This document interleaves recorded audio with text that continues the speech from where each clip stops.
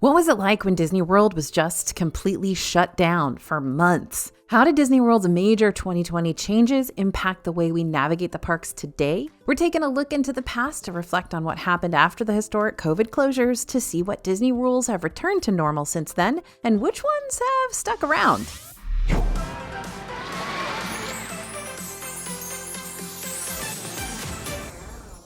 Hey everybody, it's AJ for Disney Food Blog.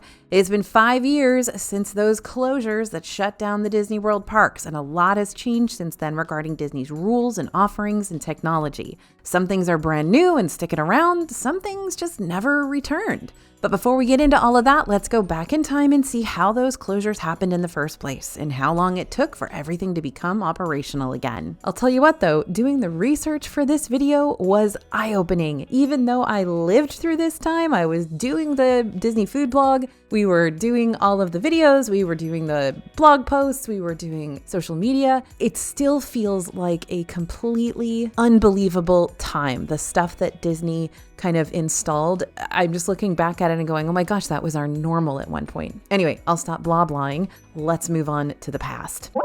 On March 14th, 2020, Disneyland in California closed its gates due to the COVID-19 pandemic. And then just 2 days later, Disney World in Florida did the same. And when I say shut down, I mean shut down. The parks, the hotels, the shopping district, all of it closed. Now, I remember distinctly Disney saying we're going to shut down for 2 weeks. And then it was supposed to reopen on April 1st. And we were all kind of like, are you really going to open on April 1st? And of course it didn't. It wasn't until 2 months later, on May 20th, 2020, that Disney Springs began its phased reopening. Now, that wasn't all the parks, mind you. It wasn't the hotels. It was just Springs. Now, 1 week after Disney Springs resumed partial operations, Disney World presented their proposed reopening timeline and procedures to the Orange County Task Force, which received a big old thumbs up from the force, as well as the Florida governor. The next phase of reopenings happened a month later, starting on June 22nd, 2020, which allowed Disney Vacation Club villas and properties to start up operations again, though the theme park still remained closed for the time being. While Disneyland found major delays and pushbacks on its reopening plans, Disney World began the phased reopening of its theme parks starting on July 11th, 2020. Now, I remember it well. And Magic Kingdom and Disney's Animal Kingdom opened first, nearly 4 months after the closures began. And on July 15th, Disney World welcomed guests back to Epcot and Disney's Hollywood Studios. And then they randomly started the Food and Wine Festival on the day it reopened, and nobody was really expecting that. So that was a wild day getting all that content. Cast members were able to return even earlier than that, thanks to cast member previews that ran from July 7th to the 8th for those wanting to visit Magic Kingdom or Animal Kingdom, and July 13th and 14th for those who wanted to visit Epcot and Hollywood Studios. Anyway, I know what you're thinking. It was all back to normal after that, right? Yeah, not even close. If you visited Disney World during those initial reopening phases, the new COVID rules started. Before you entered the theme parks, those who drove their own vehicles were directed to park in every other parking spot to help space out families. We'll talk more about the whole social distancing movement here in a moment, because that 2020 term alone deserves its own section of the video. Meanwhile, those who were taking Disney's complimentary transportation, like the monorail, the Skyliner, buses, also found themselves spaced out and away from other groups. This was particularly prominent on the monorail and Skyliner, where only one family was allowed per monorail car or Skyliner cabin. But one of the biggest changes that happened before entering the parks were those temperature check stations. Temperature checks took place in these large white tents prior to security, and all guests were asked to remove hats and pull their hair back so that an Advent Health professional could take their temperature with a no-touch thermometer. Anyone with a temperature above 100.4 degrees actually had to sit in a cooling off area is kind of what they called it, and then they could get their temperature taken again 5 minutes later. I think it was 5 minutes. It was probably, I don't know if it was longer than that, to see if they had kind of cooled down enough, because they figure you're in Orlando, you're walking really fast to get to the park, your body temperature may just be, have risen, but you're not sick. And so you could try again. But if you had a temperature of 100.4 and you again had a temperature of 100.4 or higher, you and your family weren't allowed in. So anybody that you were traveling with also couldn't go into the parks. And it wasn't until May of 2021 that Disney World got rid of the temperature check stations altogether. So that was almost a year that we were getting our temperatures checked every time we went into a park or into Disney Springs. Now, during this time, Disney World also introduced their touchless screening technology, something that's still used in the parks today. Before 2020, every guest that was carrying a purse or bag would have to go through a bag check procedure by one of the security cast members. This is still what you're doing in Disneyland at this point. And if you were getting your bag checked at the beginning of the day, those lines could be brutally long. Nowadays, all you've got to do is walk through a security detector. As long as the contents in your bag don't trigger the detector, then you'll be on your merry little way to the park entrance without anyone touching your stuff. Just be careful with items like iPads, laptops, umbrellas, metal water bottles, metal mint tins, and glasses cases with metal hinges. Also, external chargers will often set these off. Though none of these are illegal to take into the parks, they could still set off the detectors because they might look like something that is illegal to take into the parks. And if you set off those detectors, then you will have to still go through the physical bag check procedure, though the line will be way shorter than it used to be. Now, if you're going to Disney World here now or in the future, just remember to take those types of items out of your bag ahead of time and hold them up as you walk through the detectors. Sometimes that will keep you from setting off the detectors, or the security cast members will be able to see what the thing was that triggered the red alert and be able to still help you bypass the bag check altogether. That said, I bring my laptop into the parks a lot, and even if I take it out and hold it way up above my head, I still have to go through the little hands-on, personal experience. Next set of rules, the masks and the plexiglass. So Disney World took extreme measures to make sure there were barriers between you and other guests at all times. So to talk about this point, I'm going to start by addressing those plexiglass barriers first, because that one's pretty straightforward, although it was really wild to see everywhere. Plexiglass barriers started popping up everywhere around the parks as an extra shield between groups as well as guests and cast members. They were placed in front of registers, they were placed in queue lines as dividers. Disney also shut down the Fastpass system and used the Fastpass lanes because they were separating groups by 6 feet, and so the lines would have just stretched all over the place if they hadn't sort of used both of those lines for each attraction. And they were even added to several ride vehicles too, including Rise of the Resistance, Frozen Ever After, Pirates of the Caribbean, basically any ride where another person could potentially be sitting in front of or behind you or within sneezing distance of you, you'd have a plexiglass barrier. One of the ones that was super stinky was when they had those plastic barriers between people on the Kilimanjaro Safari ride, because that really did cut off your ability to see things from several different angles. So I remember that one being particularly kind of annoying because you waited in this long line and now you could barely see the animals. But I get it. I understand. I certainly didn't want to get COVID again. But while these barriers were supposed to be clear, they'd get all smudged and foggy and make visibility pretty hazy throughout the duration of these experiences.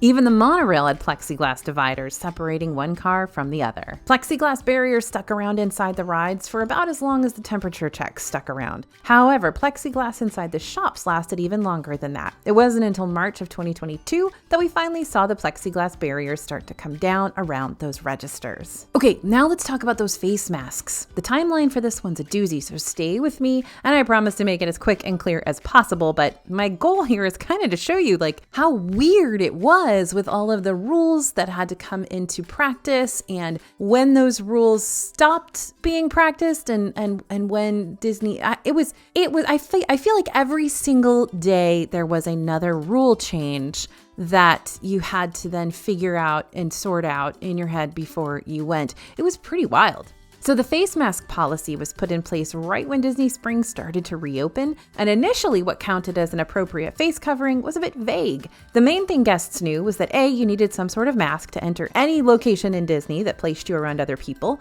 and B, the only times you were allowed to take off your mask were when you were eating or drinking. This became an issue later on, since many folks would purchase snacks and drinks just to hold on to them and not get flagged for not wearing a face mask. It wasn't until the theme park started to officially reopen that Disney got a little more specific with their masking rules, clarifying what an appropriate face covering was and updating the mask policy so that you could only take off your mask if you were stationary and actually eating or drinking. So you could take your mask down to take a sip of water, but then it had to go back up. You couldn't just walk around with your mask down because you had a bottle of water. This is also when Disney introduced the idea of the park's relaxation stations, which were dedicated areas inside the parks where guests could temporarily remove their masks for a break, even if they weren't eating or drinking something. It wasn't until 2021 that Disney started to pull back on those stricter masking rules. On May 15th, 2021, Disney World massively overhauled its face mask policy, no longer requiring that guests wear masks outdoors, regardless of vaccination status.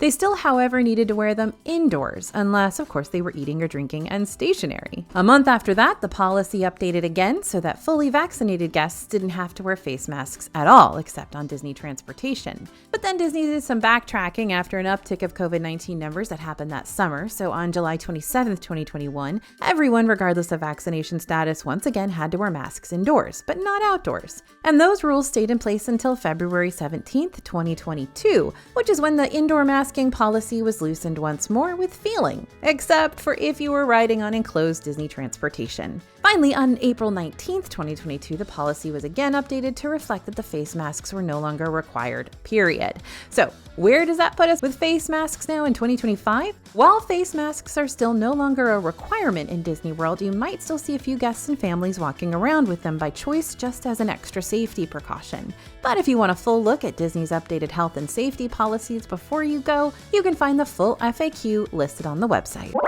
And now we've come to that term social distancing, which was one of the defining words of 2020. Upon Disney Springs and the Disney parks reopening, social distancing became the social norm. 6-foot line markers were placed everywhere to distance guests in lines, as well as any attractions that could potentially place guests in close proximity to one another. The stores were especially strict on keeping up with social distancing measures. Cast members spaced out guests, allowing only a certain number of people inside the store at any given time, and made sure to keep a clicker counter of how many people entered and exited the shop. If a store had multiple entrances or exits, cast members would pare it down to just 1 or 2 designated entry points so that they could keep better track of how many people were coming and going. Disney also put a pause on their fireworks shows and parades to prevent huge crowds of people all gathering together in one location. So, yep, no fireworks, no parades. But during that time, we were introduced to character cavalcades, which are much smaller parades only consisting of one float or vehicle toting around a couple of popular Disney characters. Disney's Animal Kingdom also had flotillas,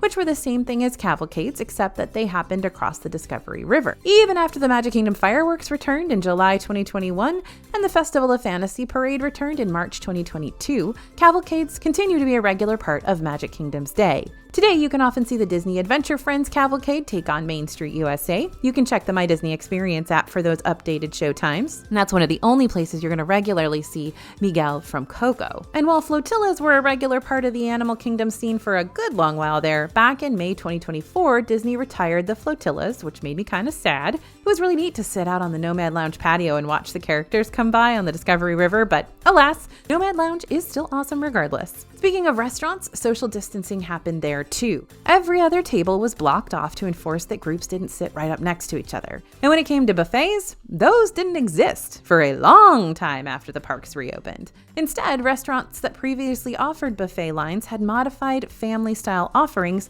where the unlimited grub was brought directly to you. Not gonna lie, I miss it. Buffets slowly but surely were reintroduced to the restaurants throughout 2022, but some, like 1900 Park Fair at Grand Floridian, didn't reopen until literally just last year. That being said, when 1900 Park Fair finally did reopen on April 10th, 2024, it came back as a refreshed character dining experience, so now you can meet Aladdin in his Prince Ali look, Cinderella, Mirabelle from Encanto, and Tiana in her new outfit for Tiana's Bayou Adventure, as they celebrate the power of a wish during Wishmaker's Enchanted Dining. That's available for breakfast and dinner there. But you won't see Lady Tremaine, you won't see Prince Charming, you won't see the stepsisters anymore, or Winnie the Pooh, or Mary Poppins. So now it's just these 4 characters all the time. And this seems like a good segue into how Disney's character interactions were handled as a whole during a time when social distancing was the new normal. After the 2020 closures, character meet and greets were suspended for the safety of guests and the characters themselves. You could still see your favorite characters from a distance to wave hello, but even at character meals, they usually just walked through the room or greeted guests from afar. No hugs, no autographs, no close-up encounters of any kind. Character sightings became more of a thing in 2021. Those well-known character meet and greet locations like Princess Fairy Tale Hall in Magic Kingdom and Red Carpet Dreams in Hollywood Studios, along with lots of others, reopened toward the the end of October 2021 to allow guests that one-on-one character experience again. However, guests were still roped off from getting too close to the characters. So you could say hi and they could chat back to you, and you could have them pose for a picture, but no contact was allowed beyond that. On April 18th, 2022, traditional character meet and greets were reinstated, and it was an emotional time for everyone to be able to hug Mickey Mouse again. And today, meet and greets continue on like they did way back before the pandemic, meaning lots of pictures and hugs and autographs aplenty. To help encourage social distancing and limit direct physical contact as much as possible, Disney World started relying more heavily on their free mobile app, My Disney Experience. Before 2020, Disney World had been dabbling with the brand new mobile order function on this app, giving guests the chance to order their food at select quick services without needing to stand in line for it. But once the parks were back up and open for business again, Disney World took great strides to make sure the majority of quick services had the mobile order option available. In fact, some quick service locations only allowed you to use mobile order if you wanted to dine there. Many times you could find cast members stationed outside of these locations holding QR codes that would take you directly to the quick services mobile order page. Not only that, but at select table services around the resorts, you could also order your food to go instead of sitting down at the restaurant for a full meal. These to-go options are still available today at Sanaa and Animal Kingdom Lodge, Steakhouse 71 at the Contemporary Resort, Three Bridges Bar and Grill in Coronado Springs, Olivia's Cafe in Old Key West, Kona Cafe at Polynesian Village, Geyser Point Bar and Grill at Wilderness Lodge, and Ale and Compass at Yacht Club. Recently, a to-go option was also introduced to the brand new Wailulu Bar and Grill over at Polynesian Village's new DVC Island Tower. If you needed to check in for your table service reservation, more often than not, you need to do that through the My Disney Experience app too via a QR code once you arrived at the restaurant. And after you were seated at a table service, you weren't handed a physical menu. Rather, you needed to scan the QR code at your table to pull up the restaurant's menu on your phone. A lot of restaurants outside the Disney bubble adapted this touchless menu strategy too, and many QR menus are still around to this day. But it wasn't just food that got the big mobile push. Mobile check-in for Disney's hotel rooms also became the recommended way of getting all set up for your resort stay. And while the front desk still had cast members stationed just in case you had any questions or concerns, the My Disney Experience app introduced a new chat feature that you could use to reach out to the front desk and request things like extra towels or pillows, maintenance, etc. Again, this feature is still part of the My Disney Experience app today. Just tap on the three-lined icon at the bottom right corner of the screen and scroll down to help and feedback, where you'll find the Chat with Us option. 2020 also pushed the MDE app to start using mobile checkout at Disney's flagship gift shops, as well as some of their newer shopping locations too. This is still my preferred method of checking out at places since I don't have to stand in a long line and wait to check out at the register. All you got to do is open your app, select the mobile merchandise checkout option, and see if the store you're in has the mobile checkout feature. Then follow the prompts from there if it does. You know what else we saw a whole lot more of? Virtual queues. Now, virtual queues definitely were not a new thing post-COVID closures. We actually saw the beginning of them at the end of 2019 when Rise of the Resistance opened in Hollywood Studios and Disney needed to find a way to control the high crowds. But virtual queues started popping up in unexpected places post-closure, especially around the Disney Springs stores when lots of shops had super low capacity yet super high demand. Virtual queues don't really exist for the Disney stores anymore, though you're still going to find them at places like Gideon's Bakehouse in Disney Springs, where the bakery is tiny, but the demand is huge. And in the standby lines of the rides that weren't using virtual queues, you'd find all the interactive elements blocked off, like Seven Dwarfs Mine Train and Magic Kingdom, for instance. You couldn't play with the musical water features or the spinning gem barrels. You just had to stand in line 6 feet apart from the person in front of and behind you. Even select pre-shows were unavailable at the rides that usually had them, which made attractions like Haunted Mansion in Magic Kingdom, for example, somewhat of a letdown. But the reason for that was to not get a bunch of people all together in an enclosed room for a long period of time, because of course the germs can spread that way. Speaking of rides, while capacity was limited in the parks, ride lines weren't exactly walk-ons at the time, especially since the cast members had to stop and clean all the ride vehicles very frequently. Just to give you a little glimpse into how often ride cleanings used to happen right after the parks reopened, Prince Charming Regal Carousel had its horses wiped down completely every 2 hours. And over at Splash Mountain, before it became Tiana's Bayou Adventure, each log was sprayed with sanitizer between guests. Next up is capacity and park pass reservations. These are things we talked about over and over and over again on the channel, on the website, and in social media. The best way for Disney to ensure that social distancing was happening in the parks and to make sure they were continuing to follow CDC regulations, the parks had to cut back on capacity drastically. And what that means is that they had to allow fewer people into the parks. Now, each of those Disney World parks reopened at a mere 25% capacity, which is honestly fewer people than what you're probably going to see at a Mickey's Not So Scary Halloween party. It's more like an after-hours event. I mean, there are not a lot of people there. It was wild to walk along Main Street USA, especially for that pass holder pre-opening day, and there was just nobody on Main Street except for you. It was wild. And this capacity was maintained through a little something called those park pass reservations. Does that make your eye twitch? Park pass reservations haven't been gone for all that long, and for some, they continue to be a thing. But I'm getting ahead of myself. So Park Pass Reservations was a free online tool that allowed guests to make reservations when required to visit the 4 Disney World theme parks. So basically, after you purchased your theme park tickets, you'd have to go to a separate page on the Disney website or on the My Disney Experience app to save your spot in each of the parks that you wanted to visit. Otherwise, even with a theme park ticket purchase, you would not be allowed inside the parks. Yep, I saw it happen. They wouldn't let people in if they didn't have a Park Pass reservation. Now, even after Disney slowly but surely started to raise the cap on their park capacity, Park Pass reservations stuck around. It wasn't until last year, January 9th, 2024, that Park Pass reservations were lifted and no longer required for date-based ticket holders, which is basically a normal ticket that most out-of-state guests will purchase when planning their vacations. That being said, select guests with non-date-based tickets, including Disney World annual pass holders, cast members, some long-term military tickets, to this day need to make Park Pass reservations before their visit, most of the time. So, did the Park Pass reservation system help cut down on the crowds the entire time it was available? Not really. After mask regulations were lifted and social distancing started to fizzle out, the world experienced a little thing known as revenge traveling. Since many families had their vacations postponed or canceled completely during the height of the pandemic, when the world started to see some semblance of normalcy again, those families started traveling big time in 2022 and 2023 to make up for lost time and experiences. But truth be told, we actually saw that first big spike of revenge traveling folks during Disney World's 50th anniversary, which kicked off on October 1st, 2021. Remember that day where we ate literally 150 very blue snacks?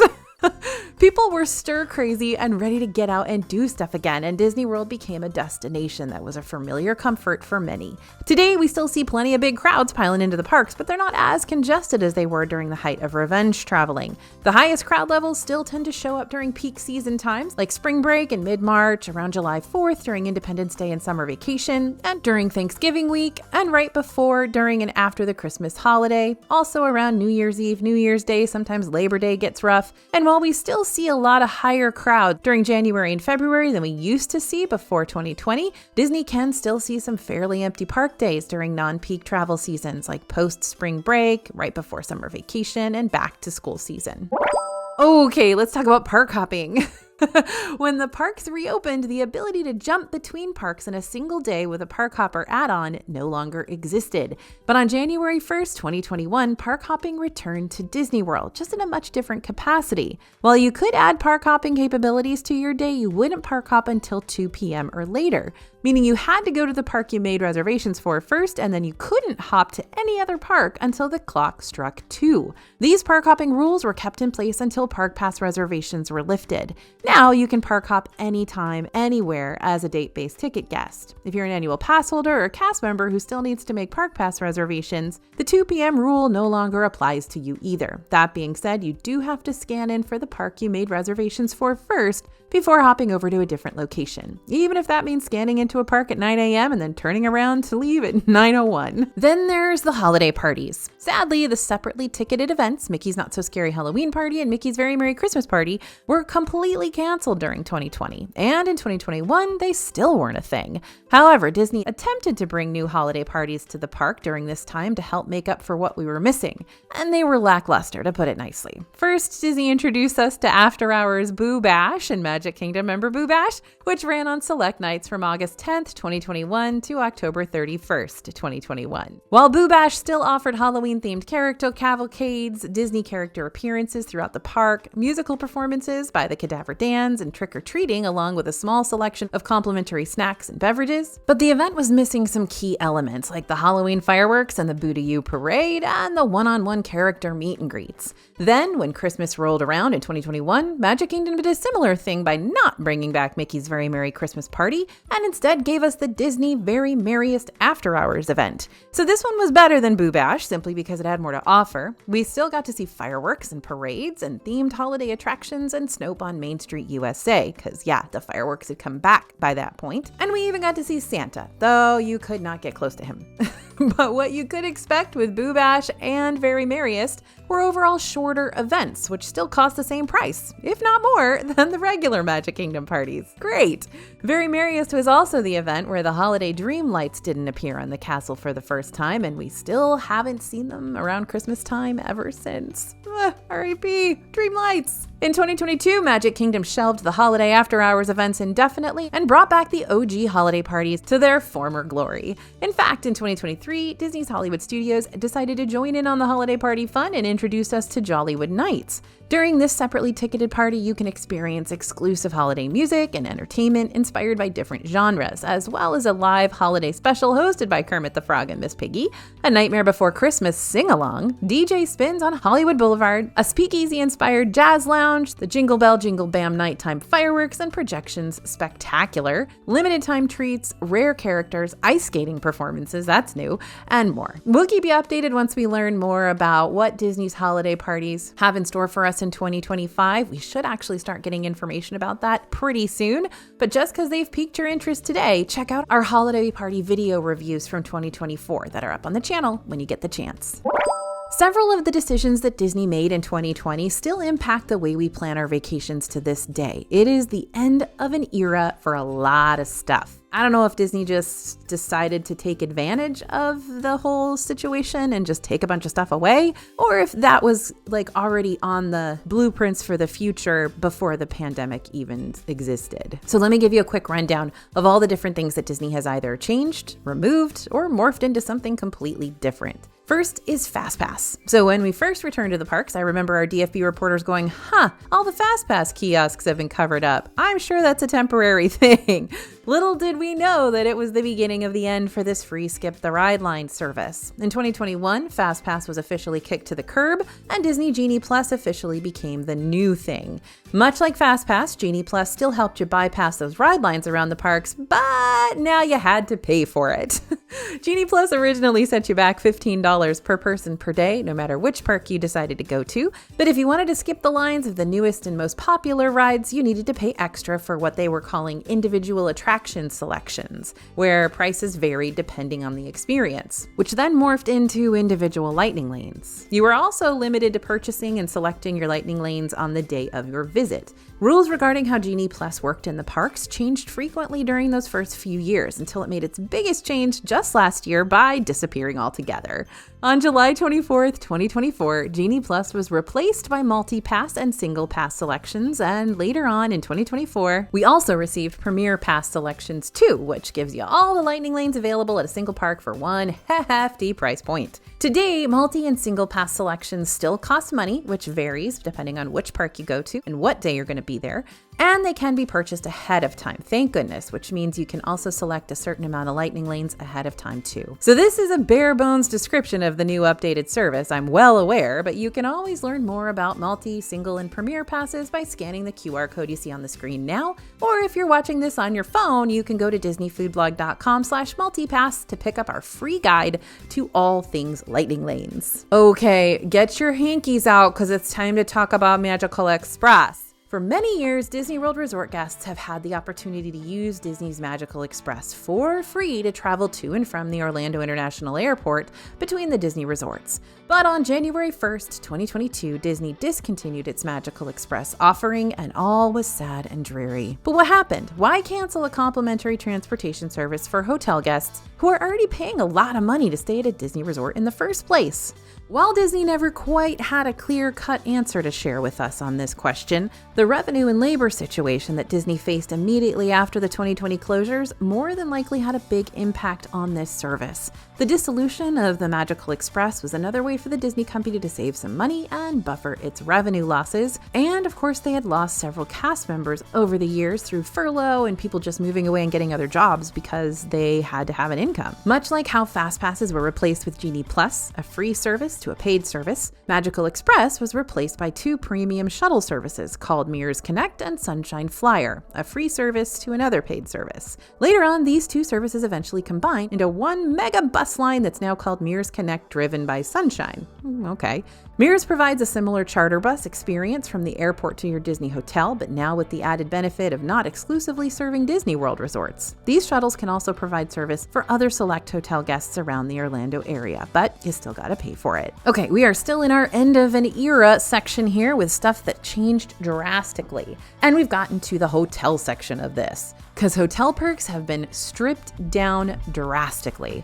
Even though many parts of Disney are considered back to normal, again, we still find ourselves hurting for the Disney hotel benefits that used to be a major plus up for staying on site. Take package delivery, for example. Once upon a time, you could purchase items around the Disney World park and get them sent back to your hotel so you didn't have to worry about carrying around that giant Stitch plushie all day long. But package delivery still hasn't returned, meaning you gotta really think about those big purchases you make during the day.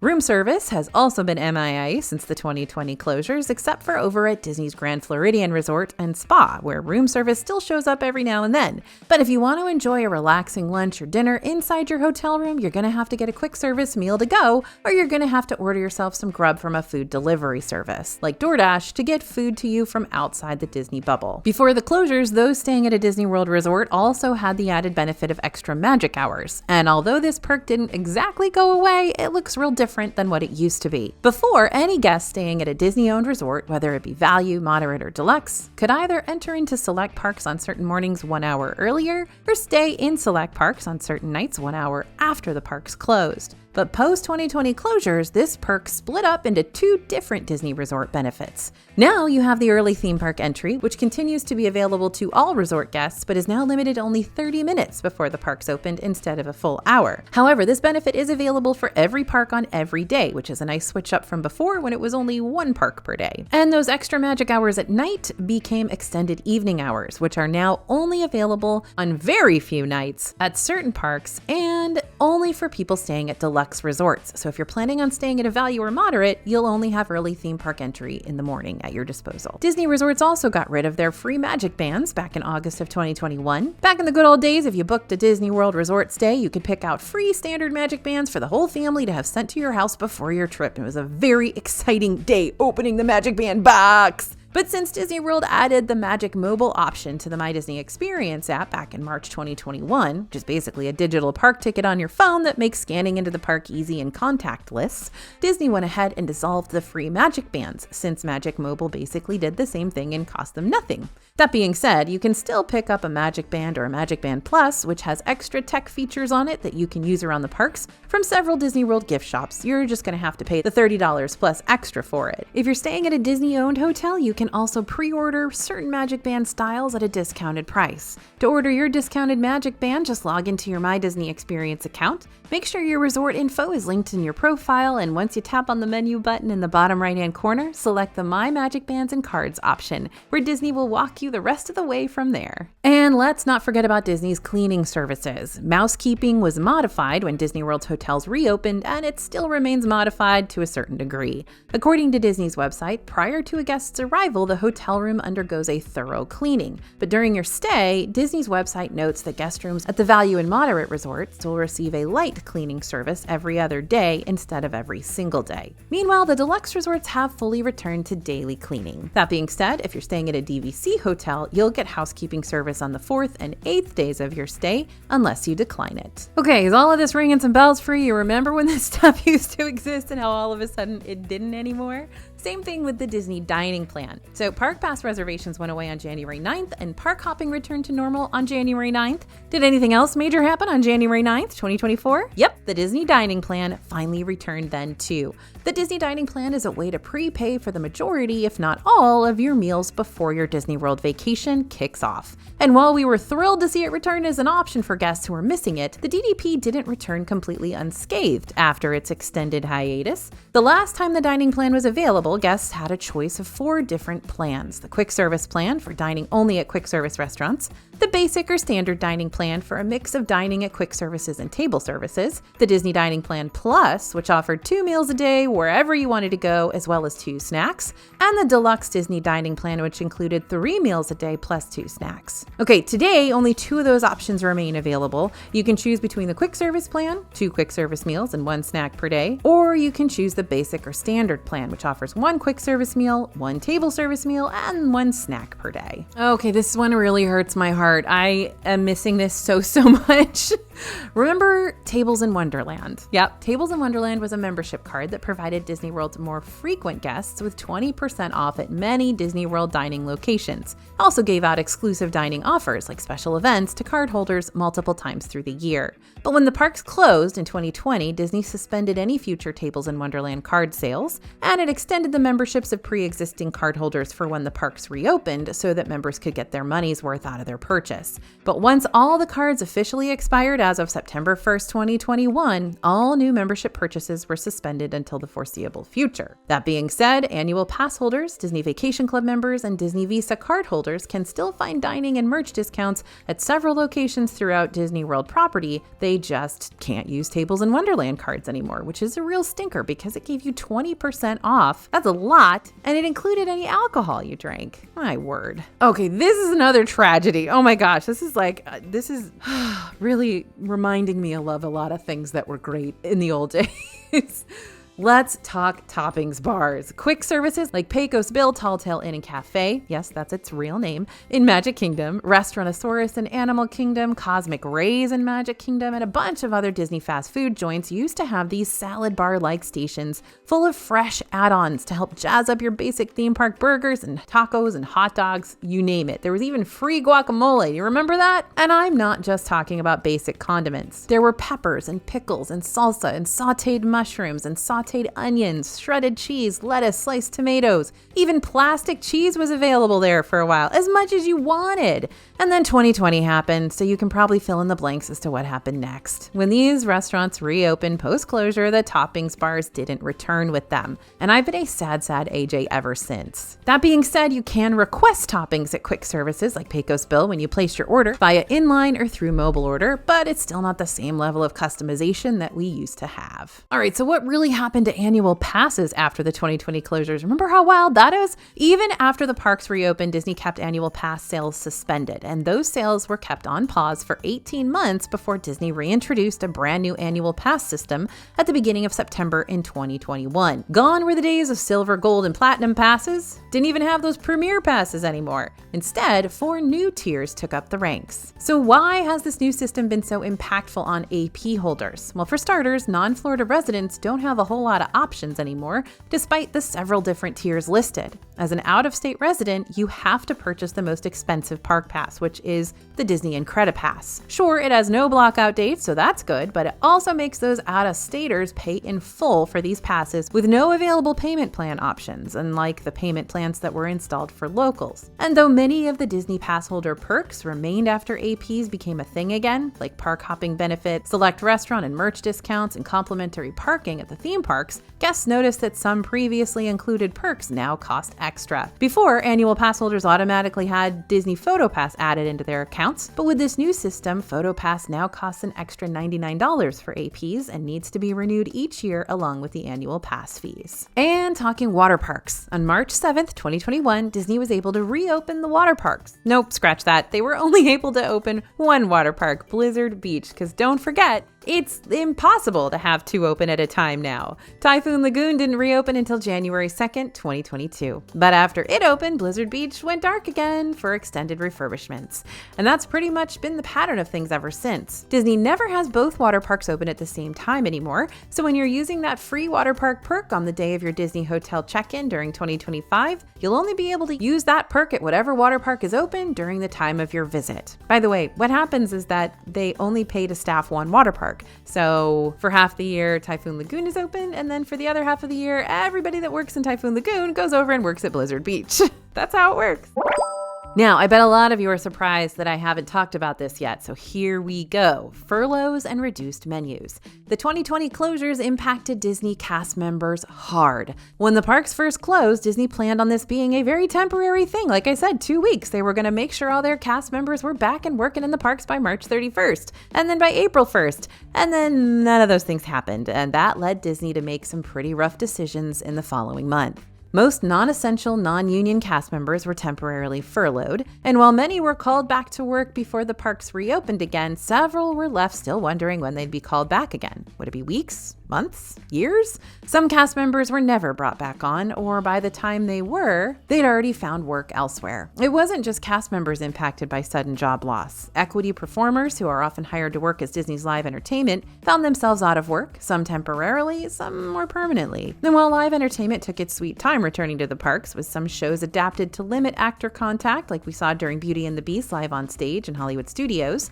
some of the streetmosphere, like the citizens of Hollywood and the citizens of Main Street, are still missing to this day. The only time we saw the citizens of Hollywood post-closure was during a Run Disney race in early 2022, and sometimes they show up at special cast events. So we were hoping that was a good sign for their return, but alas, the Hollywood studios continue to be citizenless. Other Disney programs like the Disney College Program and Cultural Representative Program were put on perpetual pause. The Disney College Program wasn't reinstated until June 2021, while the Cultural Representative Program didn't start accepting applicants again until 2022. And even then, applicants were limited to certain countries. But Disney wasn't the only company experiencing major furloughs and layoffs. The world took a hit, remember? Fewer employees at places meant less production, and less production meant fewer and super limited supplies. And fewer supplies meant that Disney restaurants and snack locations were not always fully stocked. This led to many restaurants having to operate around limited hours and or majorly modifying their menus. This included menus around the Epcot festivals too. Often, more popular food and drink offerings would be unavailable by early afternoon. Some restaurants didn't reopen at all. Today, the majority of Disney's restaurants are pretty much back to normal, with 1900 Park Fare being the most recent post-closure reopening back in April 2024, but we're still missing a few dining experiences here and there, like the Garden View Tea Room at Grand Floridian, Restaurant Marrakesh at Epcot, or the character dining experience that once took place over at Trattoria Al Forno in Boardwalk Inn. Though the rest of the restaurant is still open, otherwise you just don't get to see, Rapunzel and Ariel in the morning. After those historic closures, Disney was forced to change. But despite those setbacks, Disney's still been able to create a lot of new experiences between 2020 and now. Some of the biggest things we've seen happen in Disney World over the past 5 years include Disney World's 50th anniversary celebration, the rise and fall of Galactic Star Cruiser, Epcot rides like Guardians of the Galaxy Cosmic Rewind and Remy's Ratatouille Adventure, Magic Kingdom rides like Tiana's Bayou Adventure and Tron Light Cycle Run, reimagined shows like Finding Nemo, The Big Blue and Beyond, and Country Bear Musical Jamboree, lots of new restaurants, Cake Bake Shop at Boardwalk Inn, Space 220 at Epcot, Roundup Rodeo Barbecue in Hollywood Studios, Summer House on the Lake in Disney Springs, and more. New and refurbished Disney Vacation Club rooms at Grand Floridian, Polynesian Village, Fort Wilderness, etc.